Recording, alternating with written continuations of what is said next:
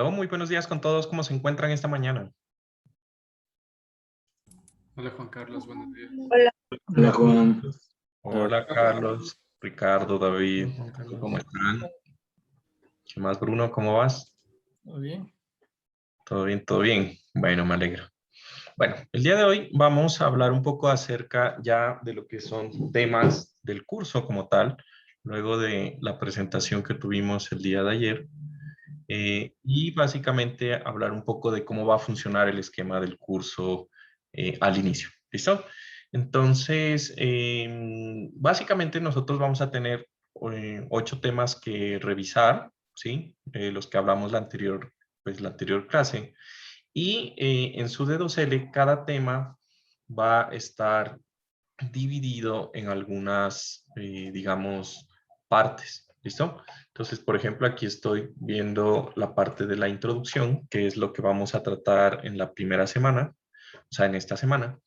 Y la parte de la introducción va a tener un material de preparación, una clase virtual y un contenido asincrónico. ¿Listo? Entonces todavía no he subido el contenido asincrónico, lo estoy preparando, pero ese sería el contenido que hay que leer, ¿sí? O revisar o ver o mirar durante el día que sería el jueves, viernes, sábado, etcétera, ¿no? O sea, el material que debe completarse para, o que debe verse para complementar lo que vamos a ver durante la semana, ¿listo?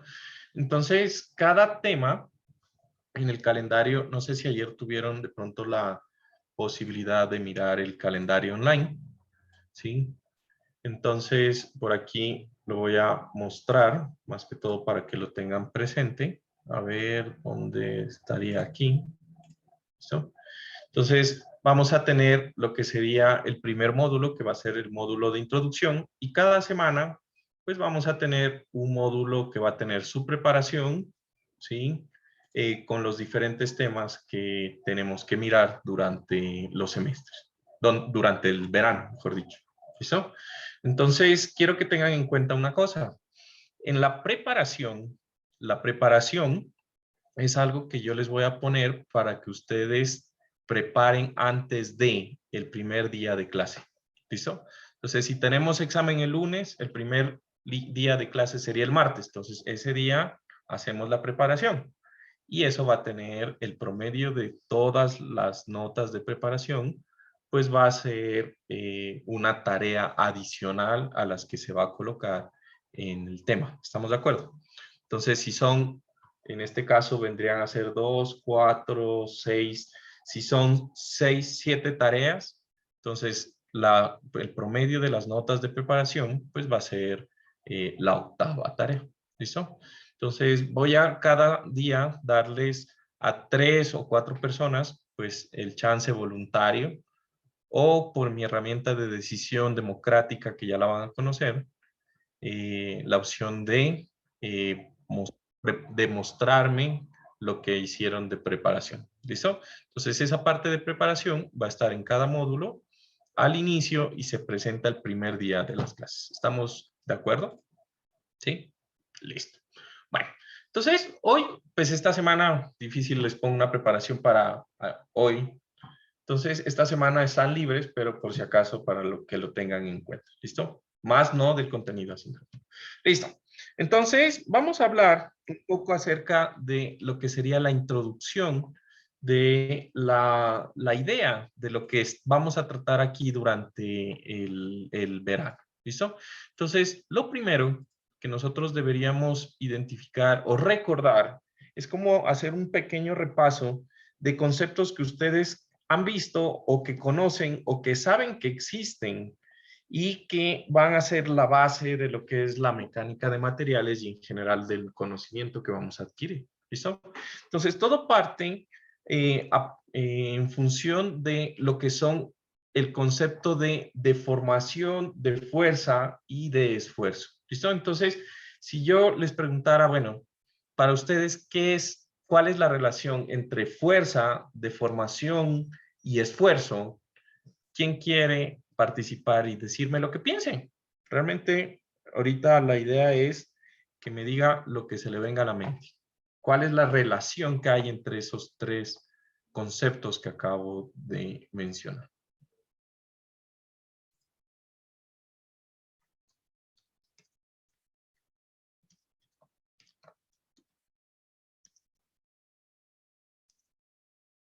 No todos a la vez, que me dejan sordos, pero bueno. Yo había levantado la mano. Ah, ¿en Zoom? Ah, dale, Ricardo, no te vi. Es que como aparecen más, que a veces no los alcanza a ver. Dale, dale. Ya bueno, creo que la relación entre, ¿cómo era? Fuerza y Fuerza, deformación y esfuerzo. ya creo que cuando la fuerza se le aplica a cualquier cuerpo, este cuerpo se somete a alguna deformación, ya sea digamos, se estira o se hace más pequeño, o sea, como que se comprime o se alarga. Y el Ya. esfuerzo también es como que es experimentado en alguna parte del cuerpo donde está la fuerza, donde se aplica la fuerza. Ya, ¿dónde está la fuerza? Listo. Ya, es un concepto general que está correcto, pero hay algunas cosas que hay que corregir. ¿Quién quiere ayudarle o decirnos qué piensa acerca de lo que estoy hablando? De la relación. Quizás, Juan, dale. eh, quizás el esfuerzo es la manera en la que se distribuye la fuerza sobre un área Ajá. y la deformación es, no sé, el efecto de estos esfuerzos sobre de esta fuerza interna eh, dentro del material. Dentro del material, ya. Ahí dijiste algo interesante, que dijiste fuerza interna y otra cosa que dijiste fuerza sobre un área, ¿no? Mejor. Está como aterrizándose más la idea. ¿Qué más? La última persona que quiera compartirnos lo que piense. Muy bien. Eh, yo, puede ser la fuerza, una fuerza externa que se aplica a un cuerpo, sea rígido o no rígido, y el esfuerzo que hacen las fuerzas internas para que éste no tenga una deformación, es decir, no se termine rompiendo o algo, entonces las fuerzas internas vienen a hacer el esfuerzo, ¿o no? Las fuerzas internas vienen a hacer el esfuerzo. Ajá, y la Ya. deformación viene a ser la elástica tal vez, si existe, no sé, en un caso de elástica, compresión, tensión. Compresión, tensión, etcétera. Ya. Bueno, ahí dijiste otros conceptos importantes que sería deformación elástica, ¿sí? Bastante bien. Y hablaste de una deformación o fuerza interna que produce, o sea, un esfuerzo que produce deformación interna. ¿Listo? Entonces, bueno, vamos a ir aterrizando esas ideas y vamos a hablar un poco acerca de lo que conocemos como la transmisión de fuerzas internas. Por cierto, están viendo mi iPad, supongo, o espero, mejor dicho. ¿Sí? Listo. Sí, Entonces, transmisión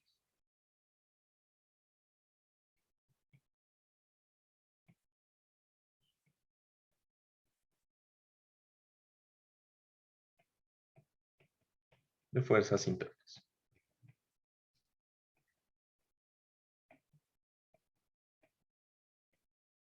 Entonces, vamos a decir que lo que ocurre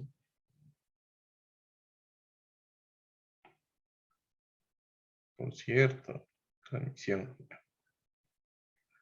Lo que ocurre realmente es que un cuerpo, sea como sea, digamos, un cuerpo que puede estar en el espacio, que pueda hacer cualquier volumen, ¿sí? Realmente está sometido a fuerzas. Nosotros, por ejemplo, cuando estábamos en estática, aquí, por el simple hecho de estar en la Tierra, ya tenemos o sufrimos la fuerza de la gravitación, de la fuerza universal de la gravitación, ¿no es verdad? Que nos atrae al centro de la Tierra o a la masa. ¿Listo? Hablamos de eso en estática. ¿Listo? El hecho de que estemos puesto ropa ya hace que nosotros estemos soportando fuerzas de contacto. Nuestra ropa produce fuerzas sobre nosotros, que es el peso de la ropa sobre nosotros. Y así un montón de fuerzas. ¿Listo?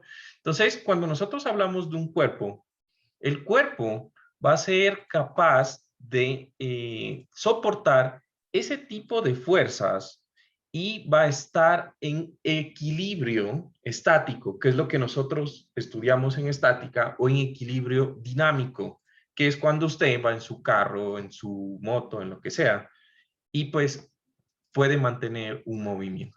¿Listo? Entonces vamos a suponer que tenemos un cuerpo, que voy a representarlo como esta masa que está ahí, ¿sí? Y que en el cuerpo están aplicadas fuerzas. Ahora, nosotros aprendimos que existen fuerzas distribuidas, ¿recuerdan? Que pueden ser triangulares, trapezoidales, lo que sea, ¿sí? Pero esas las analizamos en un plano. Las fuerzas también pueden ser distribuidas en el espacio, ¿sí? Y puede ser el mismo concepto, es básicamente el mismo concepto, ¿listo? Entonces, cada fuerza distribuida yo la puedo reemplazar por una fuerza equivalente, ¿sí? Que produzca el mismo efecto y que sea puntual, donde la resultante de la fuerza está en el centroide de la fuerza distribuida. ¿Listo? Recordamos esa parte de estática. Ahora, ¿qué sucede con eso? Vamos a decir que aquí están representadas solamente las fuerzas que son las resultantes de las fuerzas distribuidas que están aplicadas en el cuerpo. ¿Listo? Ahora, si vemos bien, ahí aparece un plano de corte. ¿Estamos de acuerdo? ¿Sí? Ese plano de corte en este ejemplo es totalmente horizontal, pero puede ser vertical o puede ser inclinado. Realmente no interesa cómo sea el plano de corte. El hecho es de que yo voy a coger y voy a cortar esa figura y voy a mirar qué pasa. Estamos de acuerdo que las fuerzas que estoy mostrando ahí son fuerzas externas, ¿no es verdad? Al cuerpo, ¿sí? Y en el momento en que yo corto el cuerpo, esas fuerzas externas deben generar el equilibrio mediante fuerzas internas. ¿Recuerdan cuáles son las fuerzas internas de un cuerpo? ¿Cuáles son? ¿O cómo las llamamos en estática? Dijimos Tracción y que eran compresión.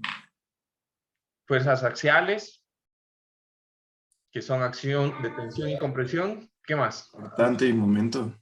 Cortante y momento, ¿no? Y falta una, de hecho, falta la torsión, ¿ya? Pero pues bueno, de esas no hablamos mucho en estática, ¿listo? Entonces, esas fuerzas, ¿sí?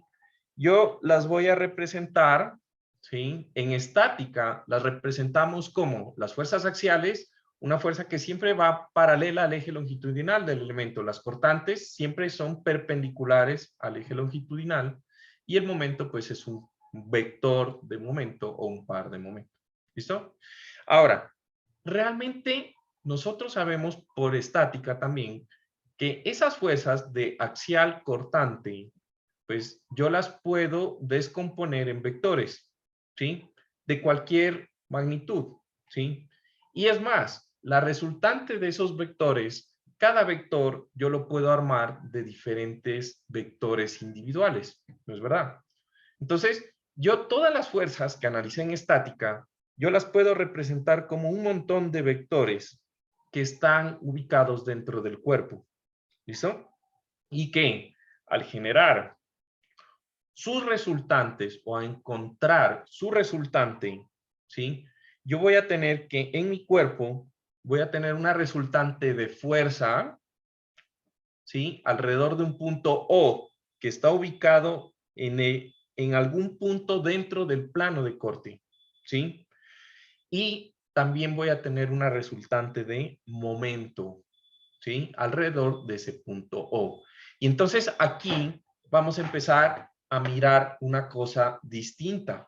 Porque recuerden que cuando nosotros analizábamos las fuerzas en estática, la fuerza axial era la resultante que iba paralelo al eje local del elemento. Pero recuerden que cuando yo tengo un elemento, el elemento tiene una sección transversal, ¿sí? Que es un área, tiene una inercia, tiene un módulo de sección y todas las propiedades que aprendimos en estática, ¿sí? Y por lo tanto, las fuerzas que están ubicadas en esa área, ¿sí? Que pueden estar, por ejemplo, en el borde del elemento. Una fuerza que está ubicada en el borde del elemento genera un momento ¿sí? Respecto a un punto O que está en el centroide del elemento, por ejemplo. ¿Listo? Y entonces, eso es lo que estamos hablando aquí en este punto. ¿Hasta ahí estoy claro? ¿Listo? Bueno, ahora, esta fuerza, ¿sí? Que yo tengo aquí como fuerza resultante, F sub R, pues resulta de toda la sumatoria de estos vectores individuales de fuerza. Pero podemos identificar que esta fuerza no es ni paralela al cuerpo, porque ese cuerpo es amorfo, ¿no es verdad? No sabemos cuál es el eje. No es perpendicular al cuerpo, o sea que en resumen no sabemos si esa fuerza es una fuerza cortante o es una fuerza axial. ¿Estamos de acuerdo?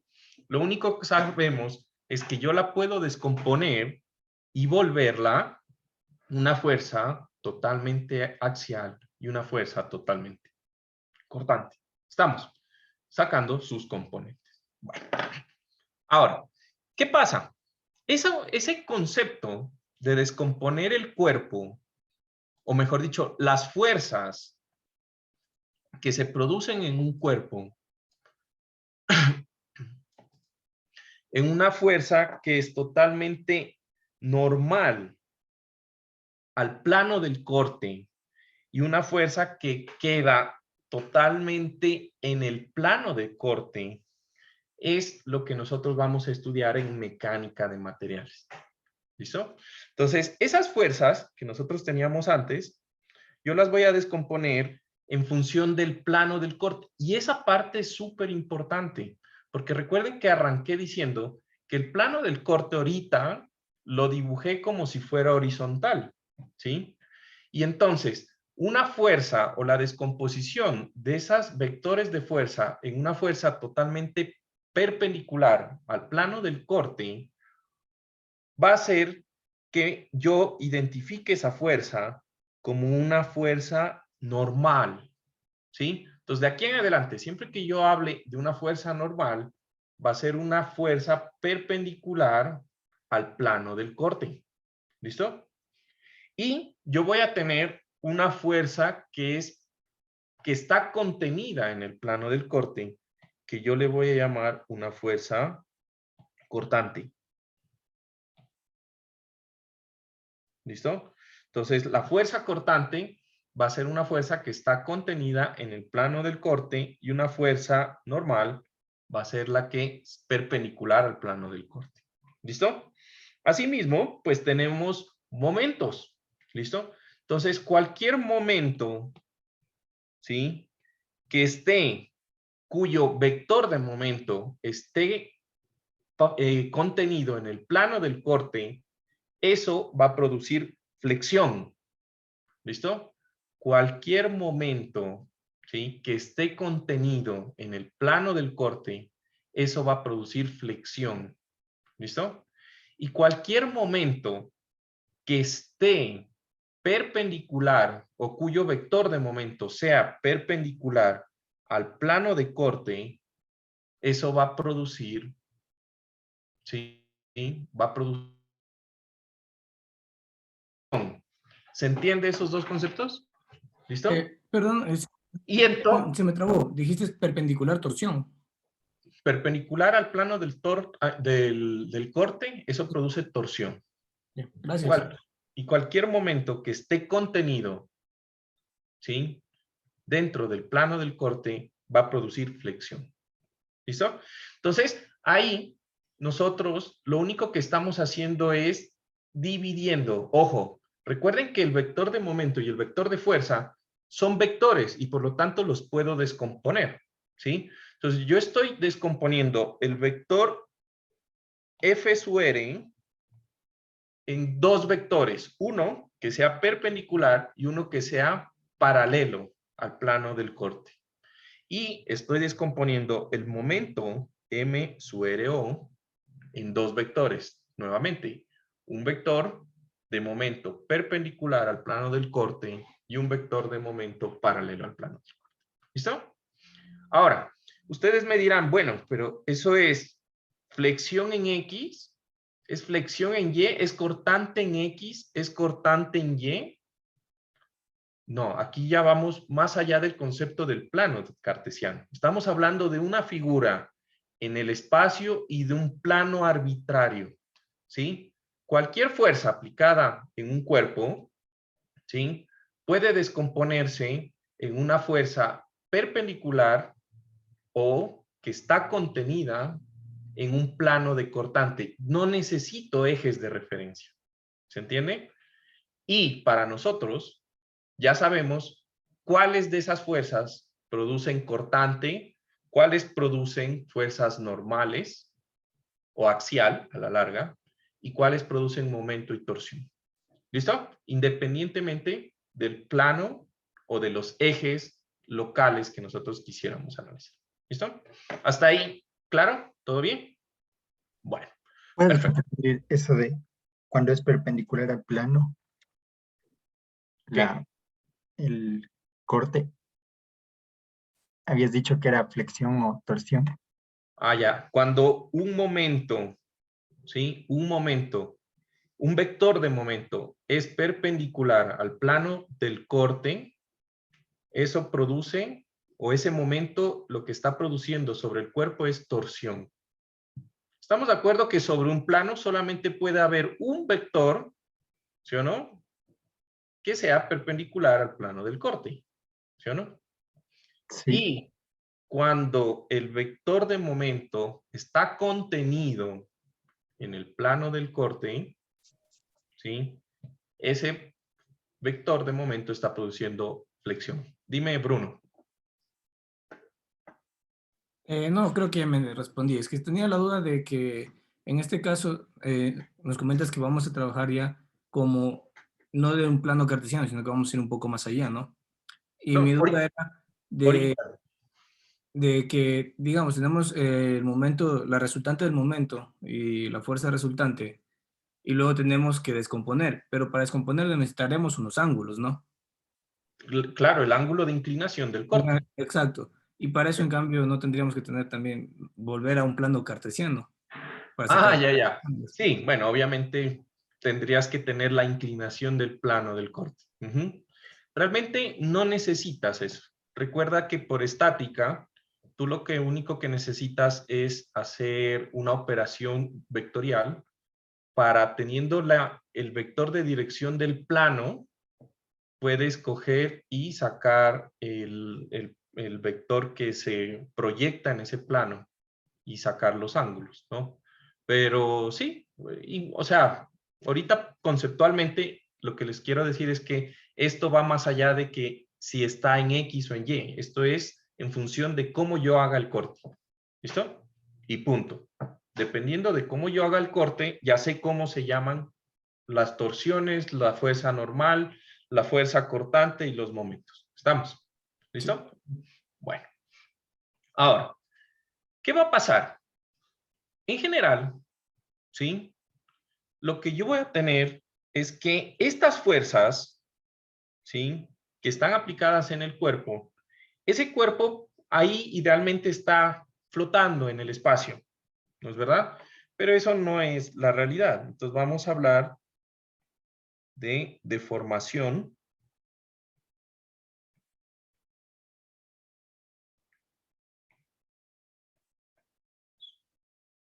sobre estructuras.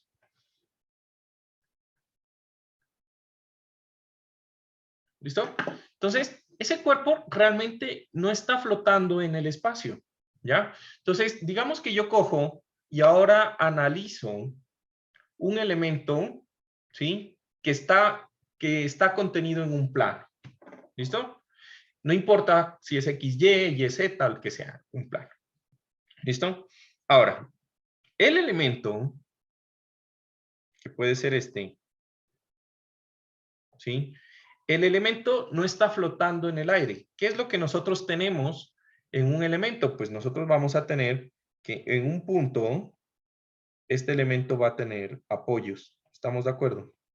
Entonces, digamos, me voy a inventar apoyos en este elemento. Entonces, este cuerpo va a tener apoyos así. No sé. Entonces, voy a tener aquí un apoyo así. está suspendido por esos apoyos. ¿Listo? Entonces, de estática, nosotros sabemos lo siguiente. Yo estoy dibujando ahí apoyos de primero y de segundo grado. ¿Estamos de acuerdo? Entonces, yo voy a tener aquí, si esto es un vector, yo voy a tener una fuerza, ¿sí?, resultante, que yo la voy a descomponer en una reacción, ¿sí?, 1, una reacción 2, y esta de acá yo la voy a descomponer en otras 2 reacciones. Esta va a ser la reacción 3, la reacción 4, y aquí, bueno, yo voy a tener una reacción 5. ¿Listo? A este cuerpo yo le voy a aplicar fuerzas. Por ejemplo, voy a coger y en este punto le voy a aplicar una fuerza F1. Por acá le voy a aplicar una fuerza F2 y voy a aplicarle también momentos sobre algún punto. Digamos, yo voy a aplicarle aquí, en este punto, un momento M1 y acá, en este punto, un momento M2. Todas esas fuerzas que yo acabo de dibujar son fuerzas internas o externas. El concepto de estática son externas. ¿Estamos? ¿Listo? Ahora, esas fuerzas que yo acabo de aplicar a un cuerpo que está apoyado, ¿sí?, que es prácticamente lo que hicimos en estática, ¿sí?, esas fuerzas le van a producir los diagramas de cortante, momento y carga axial que nosotros aprendimos a hacer en estática. ¿Listo? Pero más que todo, lo que van a producir sobre ese cuerpo es que el cuerpo va a empezarse a deformar. ¿Sí? Y eso es lo que vamos a aprender a calcular este verano. ¿Listo? Entonces, supongamos que la deformación del cuerpo pues hace que este punto se mueva pues para acá. Bueno, a ver, de pronto con otro color, un verde, ya. Entonces, este punto se va a deformar hacia acá, ¿sí? La deformación tiene que pasar por los puntos de apoyo. ¿Por qué tiene que pasar por los puntos de apoyo?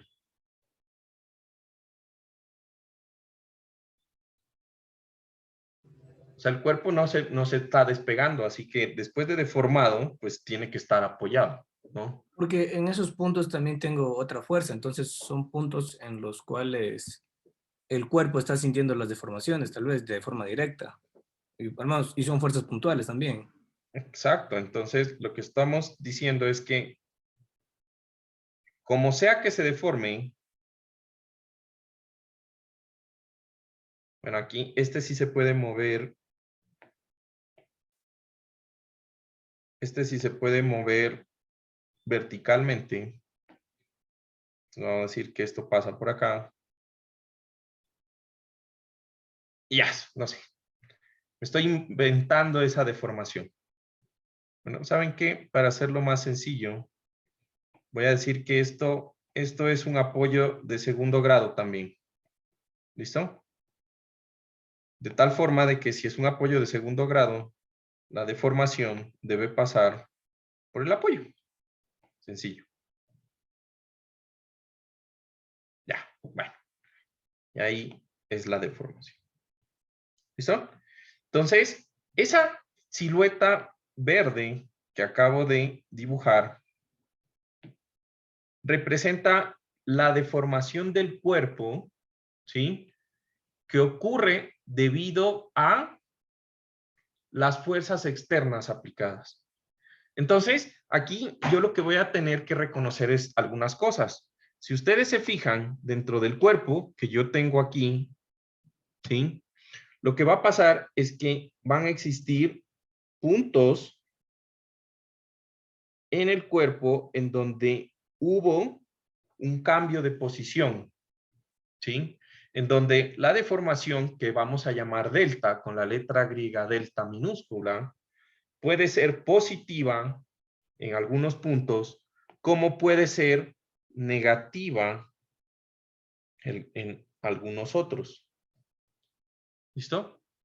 En donde el elemento se alargó o se movió hacia la derecha o se contrajo y se movió hacia la izquierda. ¿Estamos de acuerdo? ¿Listo? Entonces, aquí empieza a surgir un problema y es que, como dijimos que el cuerpo está en el espacio y que no tenemos ejes cartesianos, pues ese cuerpo va a sufrir deformaciones que yo tengo que medir, pero que a ciencia cierta, las deformaciones son un vector que yo puedo descomponer y yo puedo medir en diferentes ángulos. ¿Se entiende? Entonces, para tener una uniformidad en lo que nosotros tenemos que calcular, vamos a tener que darle un orden a cómo se van a calcular estas deformaciones. ¿Listo? Entonces ya tenemos el concepto de fuerzas, ¿sí? Que o están dentro o que se producen, ¿sí? Debido al corte de un elemento, que son fuerzas internas, que son la fuerza normal, el cortante, la fuerza de flexión y la torsión, ¿sí? Y tenemos también el concepto de las deformaciones que se producen en el cuerpo debido a las fuerzas externas aplicadas. ¿Listo? Ahora, ¿qué es lo que vamos a utilizar ahora? ¿Sí? ¿O qué es lo que vamos a estudiar en este verano? ¿Listo? Entonces, la finalidad de todo esto es, bueno, este cuerpo que nosotros estamos analizando, en últimas, lo que a mí me representa es, por ejemplo, una estructura, una máquina que yo quiero diseñar. ¿No es verdad? Eso es lo que vinimos a aprender. Los ingenieros mecánicos a diseñar máquinas, ¿sí? Los ingenieros civiles a diseñar estructuras. ¿Listo? Pero entonces tenemos que empezar a mirar que todo eso parte de un proceso que nosotros debemos implementar. Entonces, digamos que como punto 3, vamos a hablar de lo que es el concepto de modelación estructural.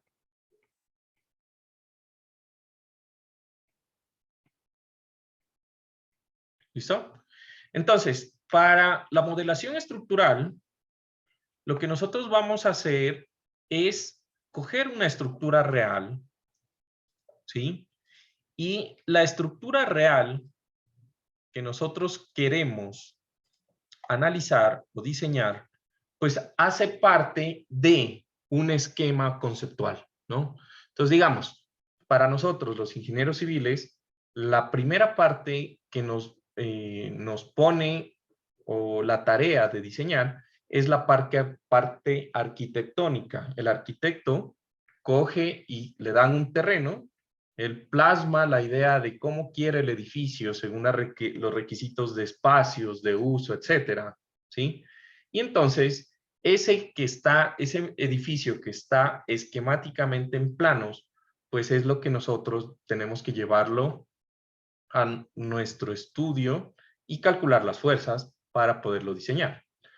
En ingeniería mecánica, supongo que debe ser un proceso similar, ¿no?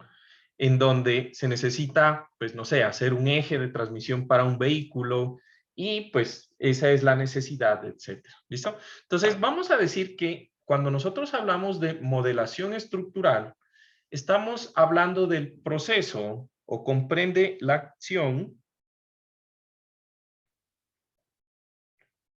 ¿sí? Comprende la acción de expresar mediante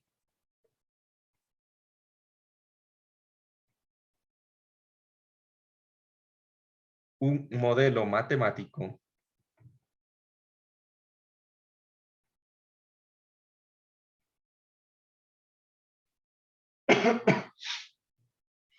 una estructura real, ¿sí? Entonces yo quiero expresar mediante un modelo matemático una estructura real, pero con la finalidad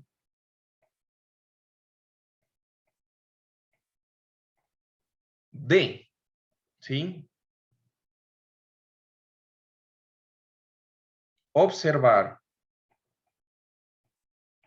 medir perdón, voy a cambiar esto. Medir y cuantificar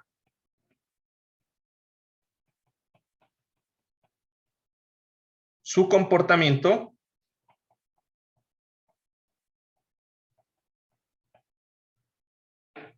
a cargas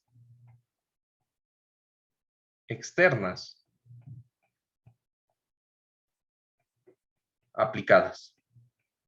¿Listo? Entonces yo quiero con mi modelo, pues aplicarle cargas y observar qué pasa con la estructura, medir cuáles son los cambios y cuantificar qué es lo que pasa con el comportamiento de la estructura.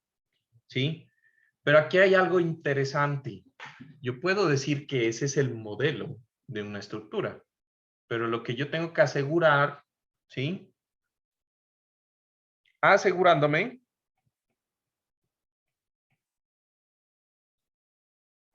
que el modelo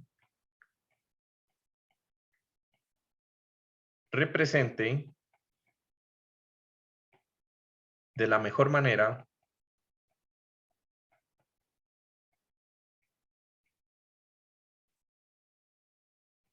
y con la mayor aproximación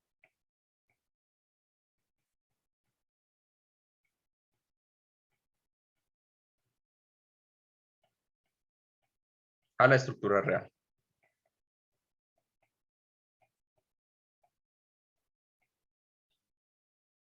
Ahora, ¿por qué digo eso? ¿Ya?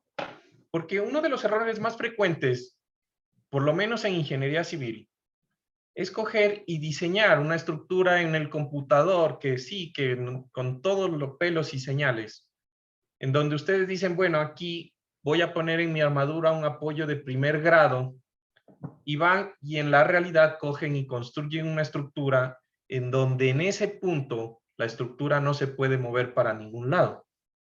¿Listo? Entonces, si usted analiza una estructura y construye otra, pues no está haciendo nada, perdió su tiempo. Porque a la final, lo que se construyó es lo que sirve, lo que vale. ¿Estamos de acuerdo? ¿Sí? Si usted le puso que la carga de viento, que la carga de sismo, etcétera, y cogen y en la estructura, aparte de todo, le ponen una piscina al final de la casa, y usted ni supo, pues entonces perdió su tiempo, ¿sí? Si el modelo no representa las condiciones de geometría, de apoyos y de cargas de la estructura real, ¿sí? Entonces el modelo no representa la estructura real. Y aún así, si usted considera todo eso, puede ser que el modelo no represente la estructura real. Entonces, el proceso de modelación es algo muy importante que tenemos que dedicarle tiempo, ¿ya? Y más que todo, controlar que cuando se construya, pues la estructura sea adecuada. ¿Listo? Entonces, digamos que todo parte de una necesidad. Entonces, yo tengo aquí, yo voy a poner ejemplos de ingeniería civil, más que todo porque no sé mucho de ingeniería mecánica. ¿Listo? Entonces, los ejemplos voy a ponerlos más de ingeniería civil por ese motivo. Pero pues, es lo mismo. Todos tenemos que estudiar la misma cosa. ¿Listo? Entonces, imagínense, ¿qué tan difícil está construir esta estructura y hacer el modelo matemático de esta estructura? Fíjense que tiene un montón de elementos, ¿no? ¿Qué opinan? ¿Difícil? Se la ve compleja, sí. Se la ve compleja, ¿no? Entonces, a esto sería, prácticamente vendría a ser la estructura real. Esto es el desafío. Nosotros tenemos que, como ingenieros, representar esta estructura real de una forma que se pueda analizar mediante cargas y fuerzas. Entonces, yo puedo tener un modelo matemático de la estructura, ¿no? Que no va a tener todo. ¿Por qué? Porque hay cosas que a mí no me interesan. Las paredes, por ejemplo, este modelo no tiene esas paredes que están por acá. ¿Por qué? Porque esas paredes, desde el punto de vista de la ingeniería civil, son peso. Entonces yo las puedo reemplazar como cargas en mi modelo estructural. ¿Se entiende? Porque no soportan fuerzas, ¿ya? Y los hilos que están ahí, la misma cosa. La estructura no está soportando los hilos. Los hilos se soportan ellos mismos por sus columnas. Entonces yo no necesito modelar eso. ¿Se entiende? Entonces esa parte de identificar cuáles son los elementos estructurales, eso es lo que nosotros hacemos, ¿no? Identificar cuáles son los elementos que soportan las cargas y esos diseñarlos. Esa es nuestra tarea, ¿ya? Entonces, esto sería mi modelo estructural. Y aquí, entonces, empiezan a existir una serie de cosas interesantes. ¿Por qué? Porque mi modelo estructural puede ser tan complejo como este que estamos viendo aquí, ¿sí? O yo puedo hacer simplificaciones, ¿sí? Entonces, yo puedo decir, bueno, esta estructura yo la voy a coger y la voy a reemplazar como una estructura que no está en el espacio, como está esa, sino que es una estructura que está realmente en el plano, como esta que estoy poniendo acá. ¿Listo? En donde yo cojo todos los pórticos y por medio de un análisis estructural los comprimo de tal forma que este modelo y este modelo para ese sentido produzcan el mismo comportamiento. ¿Se puede? Se puede. Sabiendo, ¿no? No es que voy a coger y cortar la estructura, ¿no? No. La idea es que los dos produzcan el mismo comportamiento. Entonces, este modelo estructural, digamos que va a tener diferentes resoluciones o diferente, ¿cómo llamaríamos esto? Diferente, ¿sí? Grado de exactitud o de aproximación. Entonces, este sería una aproximación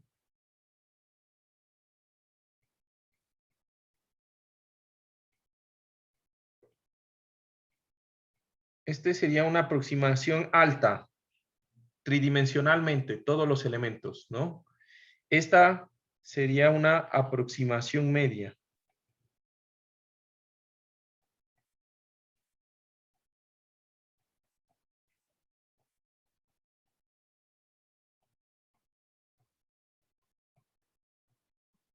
¿Listo? Pero, ¿qué me dirían si desde el punto de vista de la ingeniería civil, ¿sí? Este edificio, ¿sí?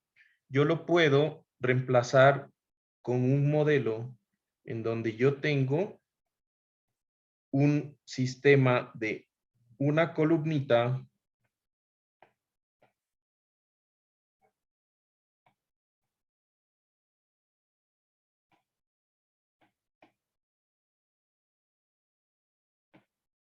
donde toda la masa del edificio la concentro en el extremo y toda la rigidez del edificio la represento en una columna. Y esos tres sistemas me sirven en ingeniería civil para analizar la misma estructura. ¿Han visto un péndulo invertido? ¿Qué pasa si yo le aplico a un elemento una fuerza? Ustedes cogen un péndulo y le hacen una fuerza. Él empieza a vibrar. ¿Sí o no? Y llega un punto en el que él se coge y se detiene. ¿Listo? Ese experimento que ustedes y yo conocemos, ese es en su sentido más básico el funcionamiento de un edificio, por ejemplo. Y se analiza así, como si fuera un péndulo invertido. ¿Listo? Entonces, este sería un modelo de aproximación.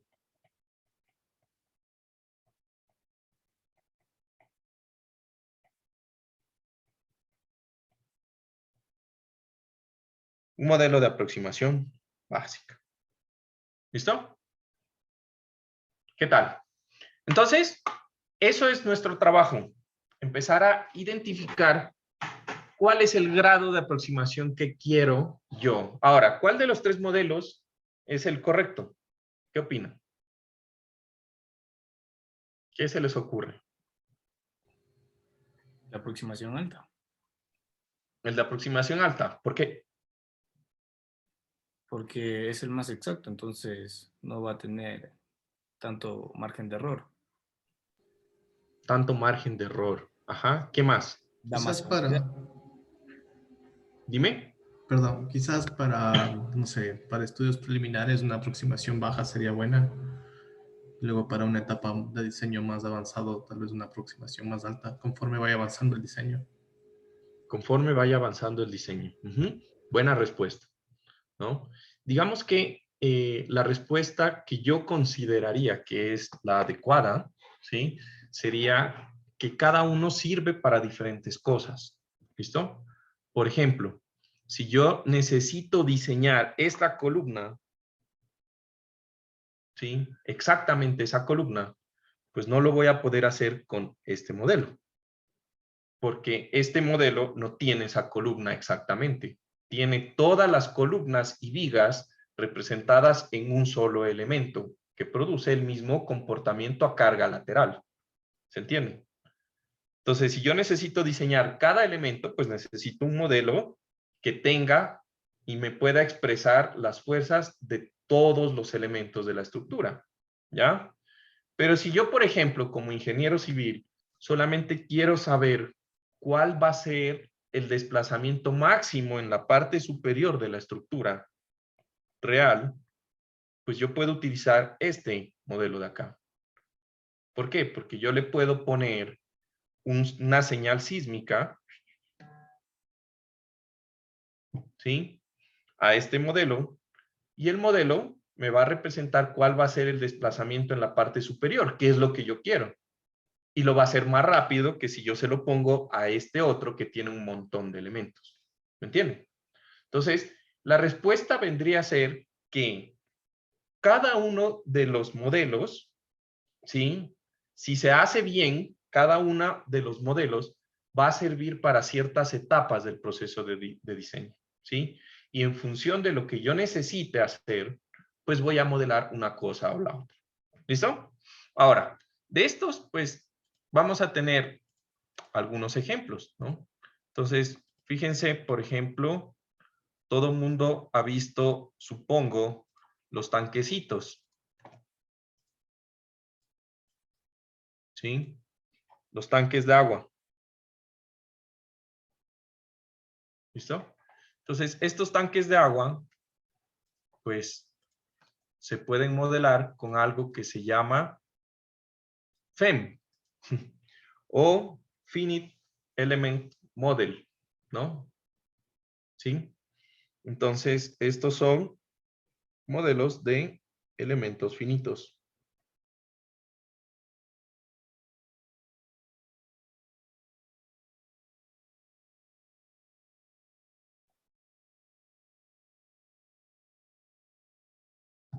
¿Listo? Entonces ahí pueden representar el tanquecito. ¿Qué más podemos representar? Bueno, ya vimos que estructuras, ¿no? Entonces, estructuras como la que vimos aquí, que es una estructura más bien de carácter industrial, ¿sí? O estructuras que pueden ser más bien como estructuras de carácter ya residencial, ¿no? Como por ejemplo esta.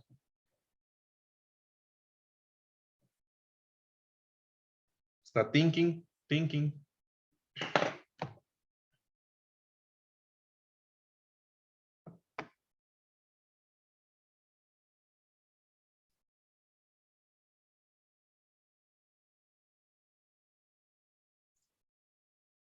O estructuras más difíciles, ¿no? Por ejemplo, existen dentro del análisis, digamos que la mecánica de materiales, su reto más importante es establecer el comportamiento de materiales que no son homogéneos. ¿Listo?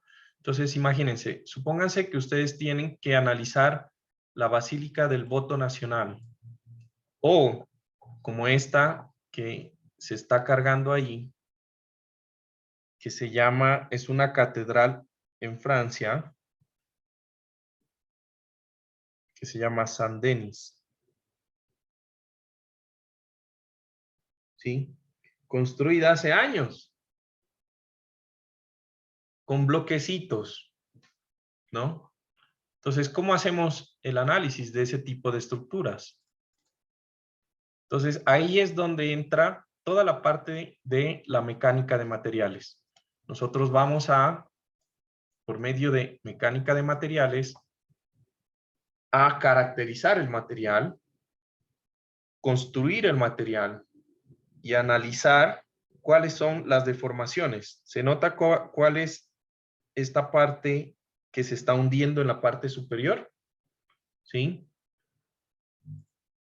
Este estudio que les muestro aquí fue un estudio en donde lo que pasaba con la iglesia es que estaba teniendo que la cúpula estaba cediendo, ¿no? Toda la parte de la cúpula, ¿sí?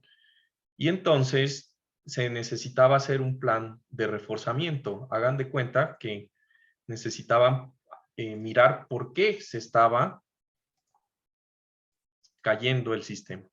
Entonces, yo creo que en ingeniería mecánica ustedes ya han tenido más contacto con este tipo de software. Han estudiado, han visto software de, creo que ustedes ven Robot Structure. No. ¿Qué software utilizan en ingeniería mecánica? ¿O han visto?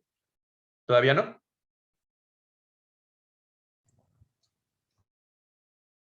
Yo he visto CFD, Inventor, MATLAB, Fusion y esos cuatro hemos usado para hacer análisis de elementos finitos. Ya. Inventor. Ya, Inventor. Y aquí aparece un código de colores. En ingeniería civil creo que en esta altura nadie ha visto un código de colores. ¿Es verdad? Entonces, vamos a mirar qué significa este código de colores que aparecía aquí en el modelo de elementos finitos y que aparece aquí en esta estructura. Resulta que en la parte del análisis, los colores me ayudan a identificar zonas que tienen un mismo valor de, puede ser fuerzas, puede ser de deformaciones o pueden ser de esfuerzos, ¿sí? Generalmente los programas botan una escala en donde dice, si no hay esfuerzos, digamos en este, el valor, si se pone azul, es 0, si se pone un azul más clarito, es de 210 a 200 no sé qué, si se pone un azul más claro y así, de frío a calor, por decirlo así, siempre es así. Colores azules a colores rojos, ¿no? Y las diferentes tonalidades. Lo que quiere decir que entre más rojo está, pues el valor tiene un valor más grande de, ¿sí? Lo que sea, fuerza, deformación, ¿sí? Entonces ustedes se pueden dar cuenta que por esta zona, pues hay valores verdes que están en la escala en la parte más baja, por decirlo así. Y por acá yo tengo valores como rojos, que son valores positivos según esta escala, y valores amarillos por aquí. ¿Se nota? Y así uno va analizando la estructura. En esto que nosotros vamos a mirar al final, si ustedes recuerdan, por allá les dije que había lo que eran los estados de esfuerzos combinados. Estos programas nos sirven para hacer análisis de estados de esfuerzos combinados. Y en esfuerzos ya vamos a aprender que aunque existen 6 fuerzas internas, ¿sí?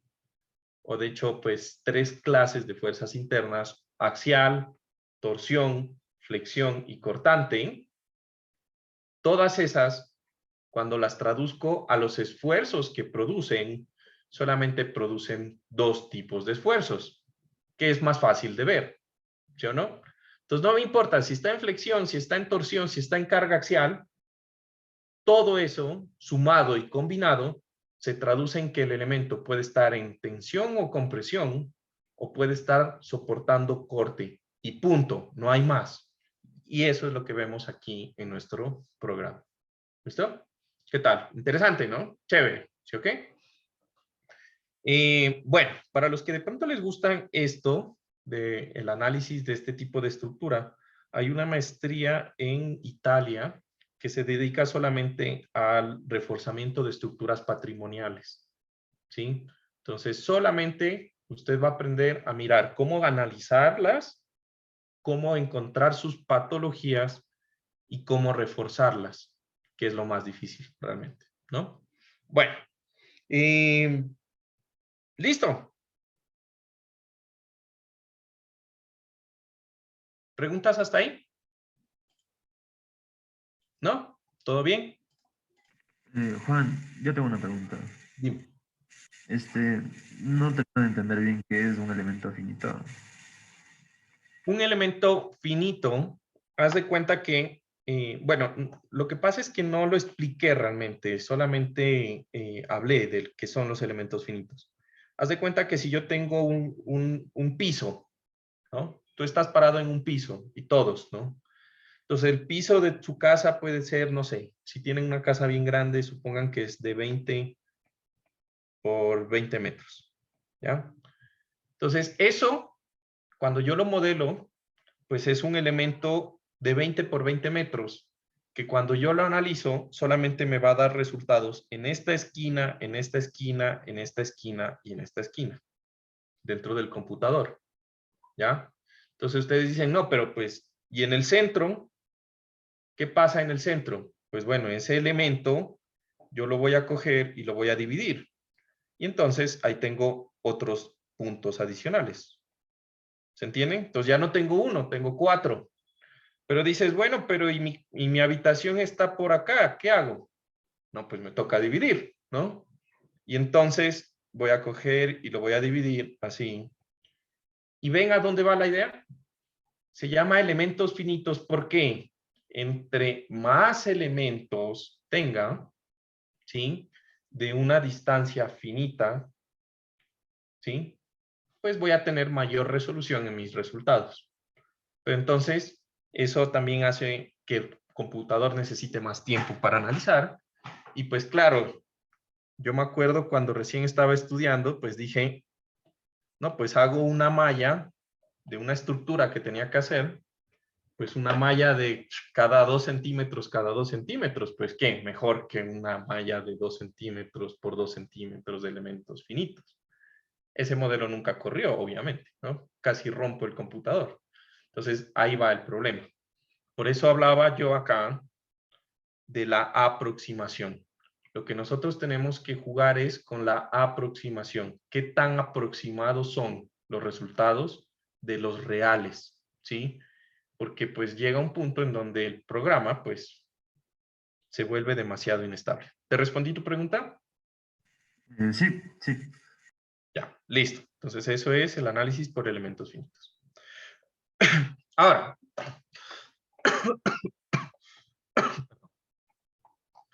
vamos a hablar un poco ahora acerca, o a recordar de hecho, acerca de los tipos de apoyo. Entonces este sería 1.4.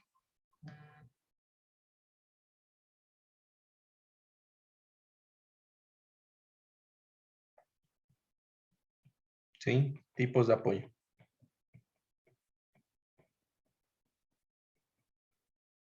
¿Listo?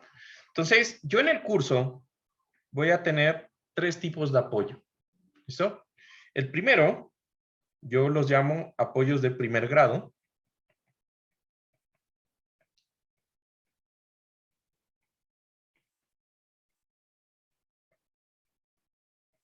Y dependiendo del profesor con el que vieron estática, pues le puede llamar apoyos rodillo, no sé, ustedes me dirán.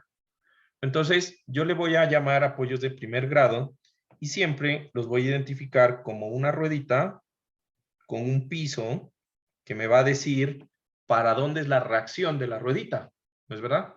Entonces, si yo dibujo el piso horizontal, pues la reacción de la ruedita va a ser así. Si yo dibujo el piso inclinado, la reacción de la ruedita va a ser así. O sea, siempre perpendicular al piso. ¿Estamos de acuerdo? ¿Listo? En donde los apoyos de primer grado solamente tienen una reacción. ¿Listo? Y permiten el desplazamiento en la otra dirección. ¿no? Entonces, de ahí tengo los apoyos de segundo grado.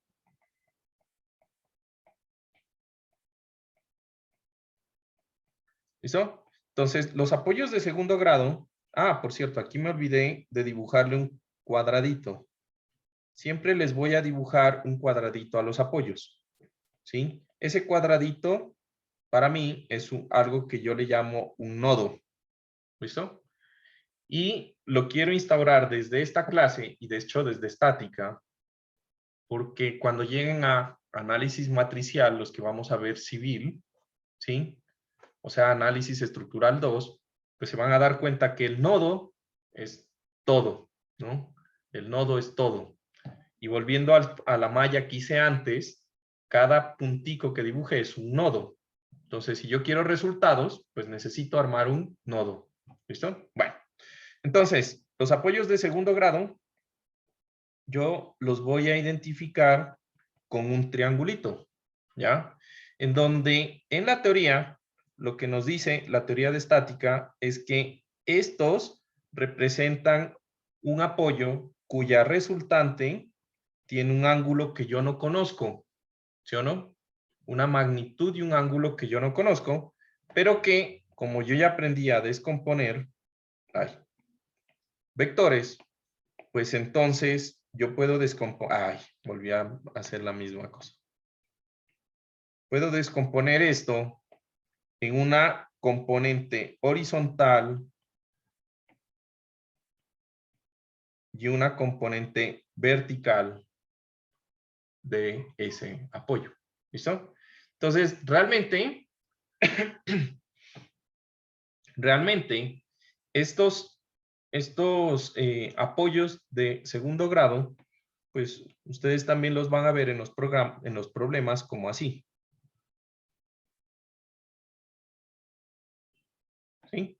Pero pues como descompongo en dos vectores, pues realmente no pasa nada, ¿no?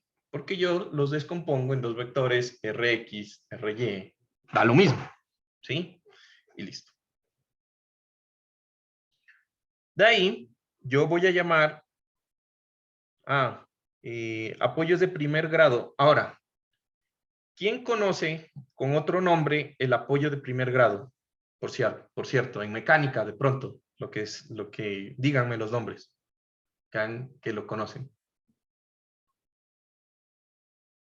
¿Apoyos de primer grado también les decían? Rodillos. Ya, rodillos. ¿Qué más? Apoyo simple.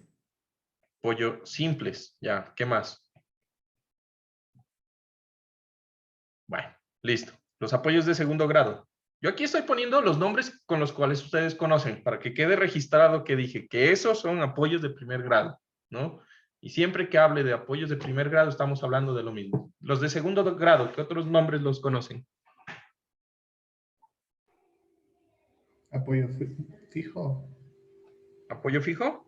Ujú. Fijo. ¿Qué más? El apoyo de primer grado también es apoyo móvil. Puede ser. ¿Apoyo móvil? El de primer grado. Ya, muy bien. ¿Qué más? Fijo, el de segundo. Apoyo fijo. ¿No? ¿No les han dicho ningún otro nombre? Bueno, yo la verdad, apoyos de segundo grado o creo que les llaman ménsulas también, si mal no estoy. Pero no estoy muy seguro. ¿Sí? ¿Les llaman ménsulas en algún profesor? ¿No les ha dicho ménsulas? Apoyo articulado. Eso, también les llaman apoyos articulados. A mí ese nombre no me gusta porque vamos a utilizar nosotros articulaciones, ¿no? Y aunque sí, entiendo por qué se puede llamar, puede causar una mala interpretación, ¿ya? Entonces, después tenemos los apoyos de tercer grado.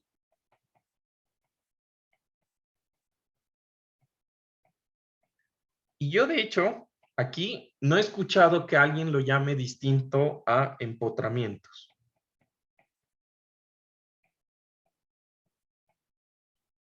¿Alguien ha escuchado otro nombre para el apoyo de tercer grado que no sea empotramiento? Fiso. ¿Ah? ¿Cómo? Fiso. ¿Fiso? Sí. Miércoles, ese sí nunca lo había escuchado. ¿Cómo lo escribes? Fiso. Fiso. Fiso. Sí.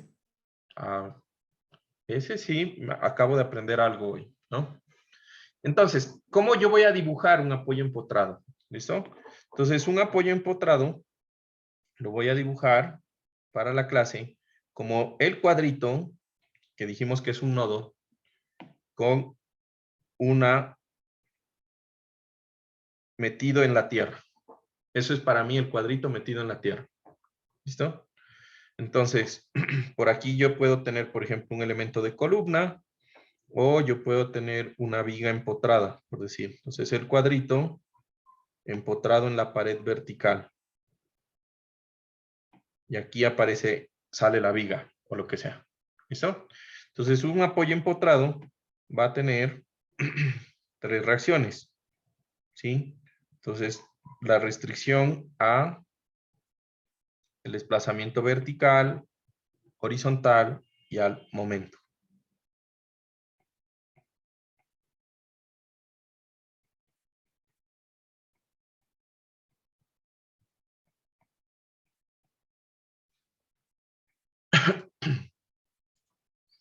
¿Listo?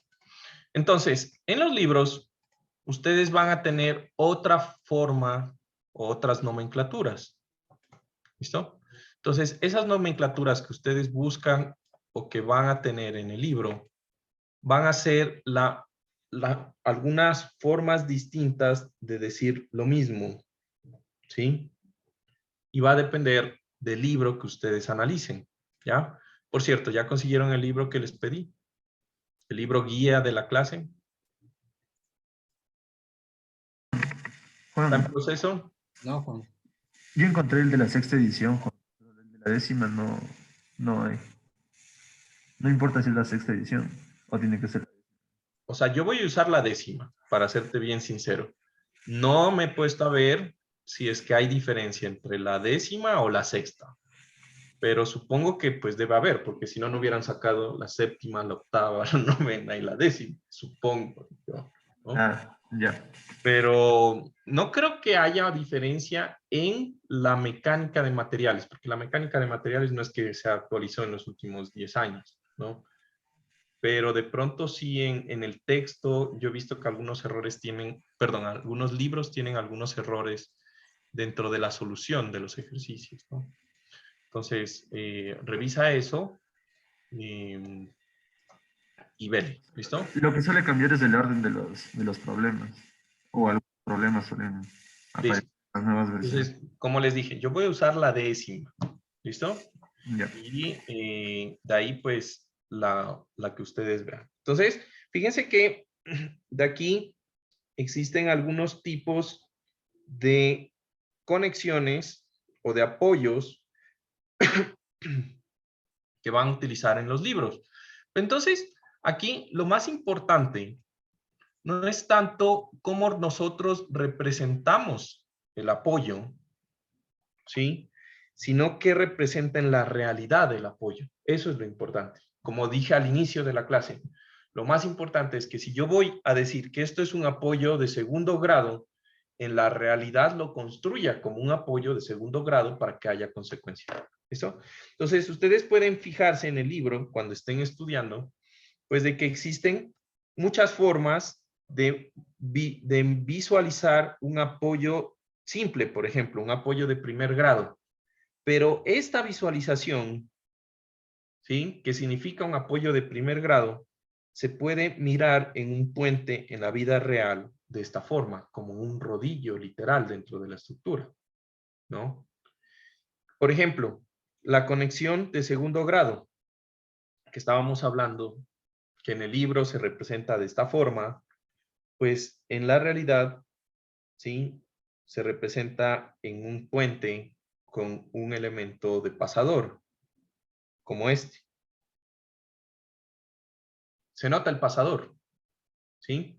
Entonces, eso es súper importante, que ustedes identifiquen, ¿sí? Y construyan lo que se estudia, el modelo estructural, y se construye a sí mismo en la realidad. ¿Recuerdan los armazones? ¿Quién recuerda qué era un armazón?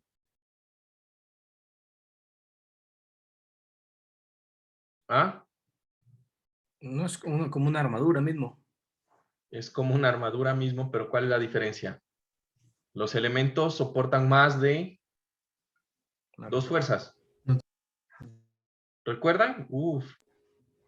Se les olvidó, pero si no acabamos ni el semestre hace 2 semanas, menos una semana, ya se olvidaron.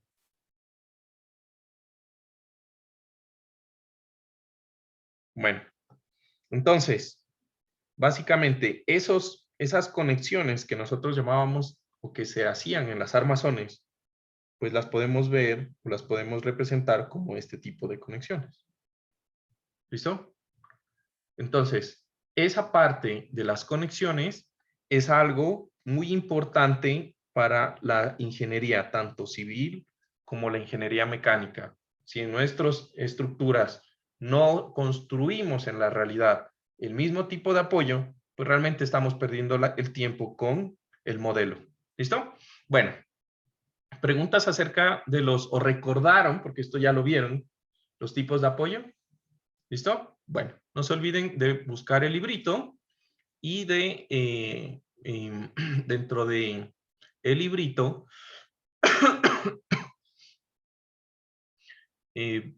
analizar y mirar cómo el libro toma los diferentes tipos de apoyo, pues para que tengan consecuencia. ¿Listo? Ahora, una vez que recordamos los tipos de apoyo, vamos a recordar ¿en qué estábamos? Creo que estamos en el 1.4, 1.4, 1.5. Vendría a ser este. 1.5. ¿Sí? Fuerzas internas.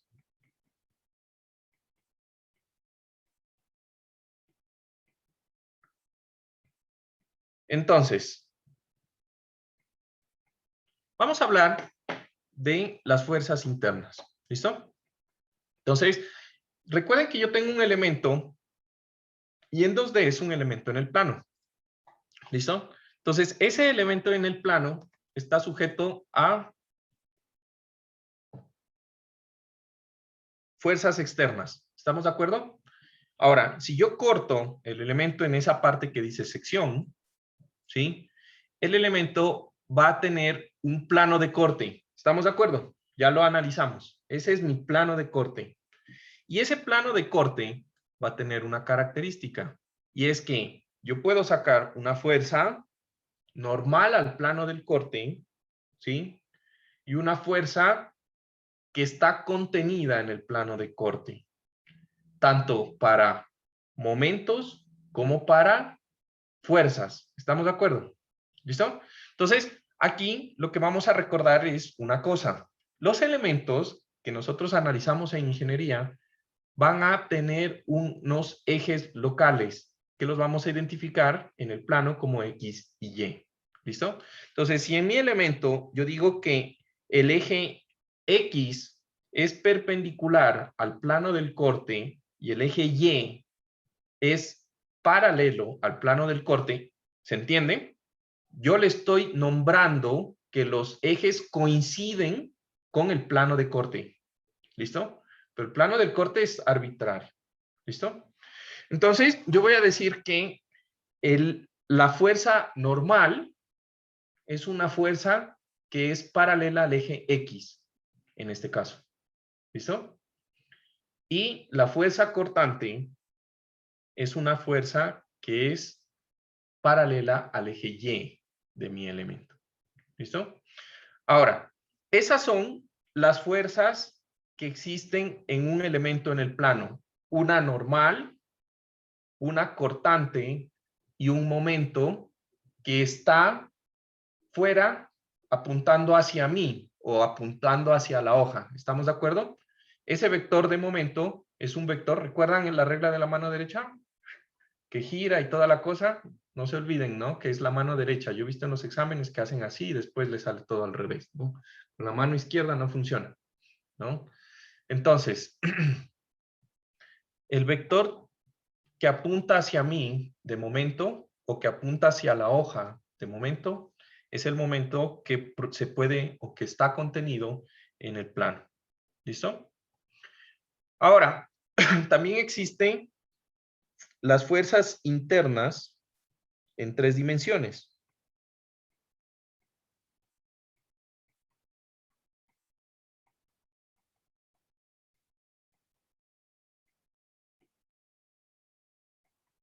¿Listo? Y entonces, para las fuerzas internas en 3 dimensiones, voy a dibujar un elemento en 3 dimensiones. Ojalá me salga. Ya. Vamos a ver si el dibujo técnico ha fracasado sobre mí o no.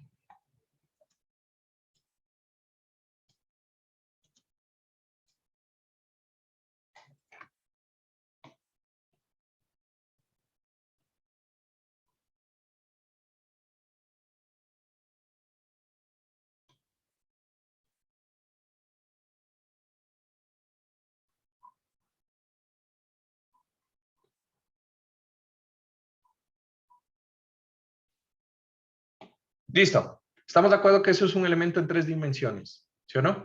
Entonces yo voy a plantear, ¿sí? Voy a plantear los ejes locales.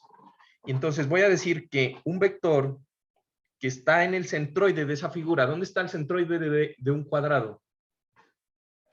En la mitad. En los cruces de sus diagonales, ¿no?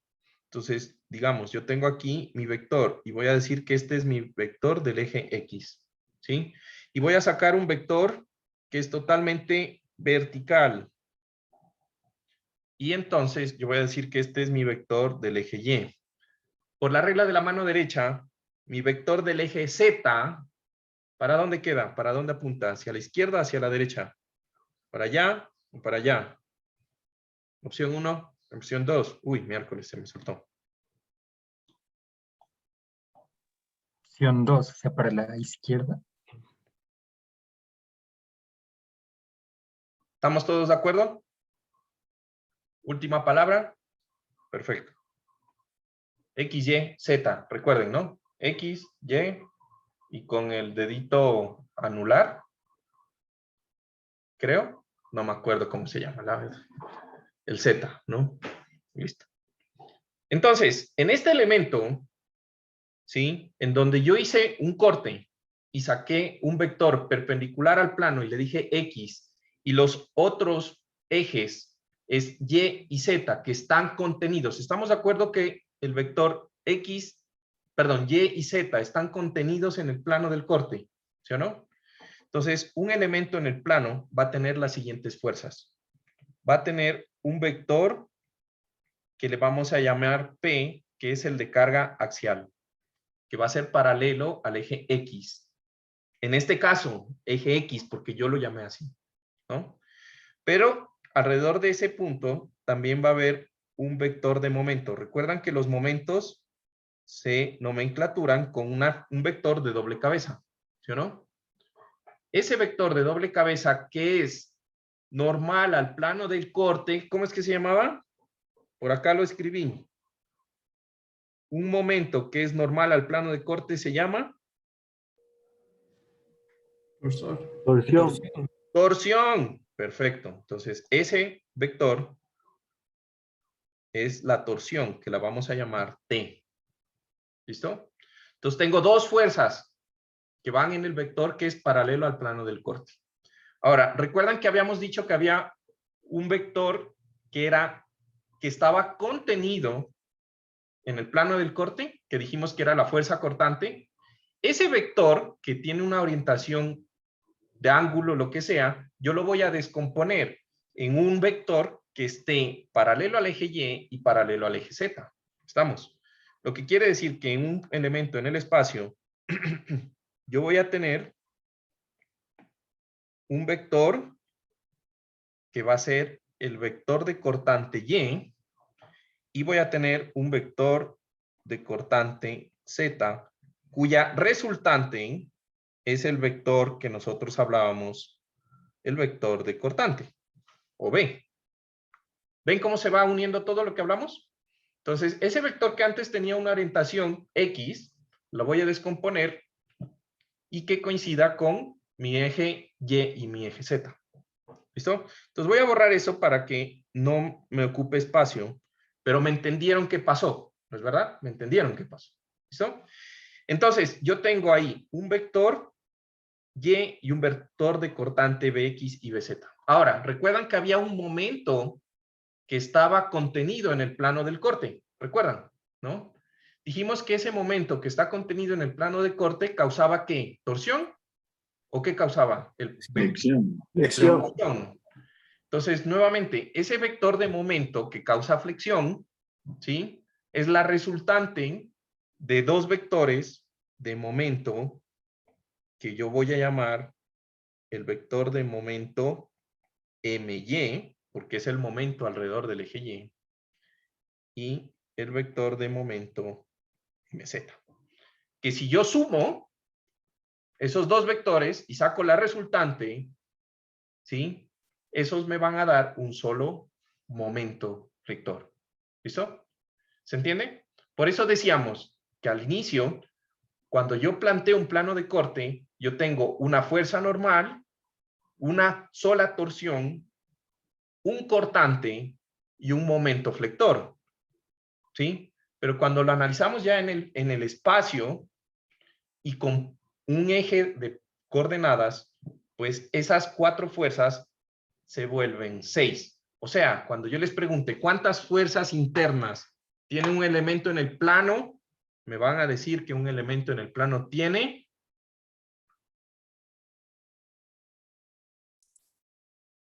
Pensaba que iban a corear, ¿no? En el plano 2. En el plano... 3. 3. Tres fuerzas. 3 fuerzas. Y cuando yo pregunte cuántas fuerzas internas tiene un elemento en el espacio, fuerzas internas, son 6. Un axial, un torsor, 2 cortantes y 2 momentos flectores. ¿Listo? Bueno. ¿Listo, chicos? Entonces, no les quito más tiempo. Ay, me pasé unos minuticos, disculpen, ahí ni me fijé. Juan, yo tengo una pregunta. Dime. Es que me estaba dibujando y me distraje. El momento en Y y el momento en Z, el de Y viene a ser de flexión. Y el de Z... Dos. Los dos pueden ser de Sí, flexión. porque acuérdate que había un solo vector de momento de flexión que Ajá, estaba después contenido en el plano de corte. Solo que lo descompuse. Ya, perfecto. Pero los dos causan flexión. Ahí, listo, gracias. ¿Listo? Sí. Listo, entonces todo depende del plano de corte. Entonces nos vemos mañana por este mismo horario y este mismo canal. Y espero que les haya parecido chévere la primera clase. Nos vemos. Que estén bien. Cuídense. Juan, Chao, yo chao. tengo una última Chao, pregunta. Juan, gracias. Gracias, Juan. Hasta luego. Juan. Gracias, Juan. Dime, Juan. No sé si vamos a tener clase de ejercicios. Yo le dije a Javier que empiecen desde la próxima semana. Ah, ya, perfecto. Gracias. Ujú. Gracias, Juan. Hasta luego. Bueno, que estés bien. Chao. Chévere, gracias, Juan. Juan, yo tengo una pregunta. Ah, dime, Martín. No, yo, Henry. Ah, es que me salió aquí Martín que hablaba. Dale. Así es que yo dije gracias, Juan, porque ya me iba. Gracias. Ah, dale. Ya, yo solo te quería preguntar sobre los deberes. O sea, los deberes son los que están en el dedo L, ¿verdad? O sea, los que tenemos que hacer para todo. ¿Sabes que los deberes que están en los L tienen un error? Entonces, ya mejor bien que me haces acuerdo, les voy a... pero no puedes ver tú los deberes que están en el dedo L, no entiendo.